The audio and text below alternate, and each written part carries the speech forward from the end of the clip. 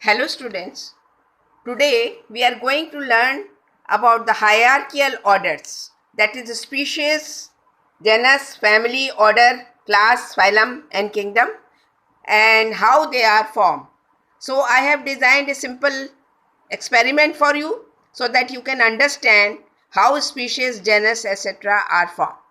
Let us see, these are the different individuals here scattered all over, and we have to select a species out of it. How we can form a species out of these individuals? You can see what is they are here, different forms are there, but what is the definition of a species? The individuals which have got similarities, they form a species. So you can find out similar individuals here, and I have collected here, made a group of it. These are scattered here. We have made one into one group known as species 1. Then you can find round ones over there, which is made in species 2. Third species is of this kind of organism, which are scattered here like this. These are similar, all of they have got similarities with each other. So we have put in species 3.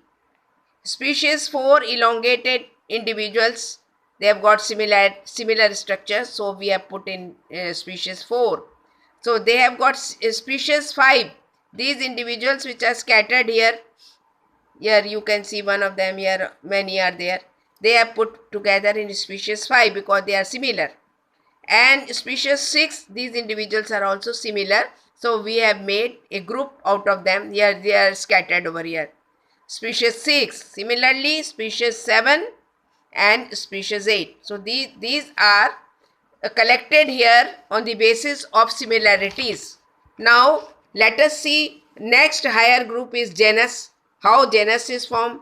We know a group of similar species forms a genus. So let us see which species are similar out of these. So many species we have made, 1 to 8. So we see that species 1 is similar to, or in many respects it is similar to species 3. So these two are put together to make one genus. Suppose I would have put here these square ones instead of this, they would not be similar. So these two are most probable similar species. So we have put them in genus 1. Similarly, you will find another species 2 which are round ones, and species 7 are similar to each other. So they have got similarities and we have put them in genus 2. Similarly, species 5 and species 6 are similar. Most characters are similar, so we have put them in genus 3.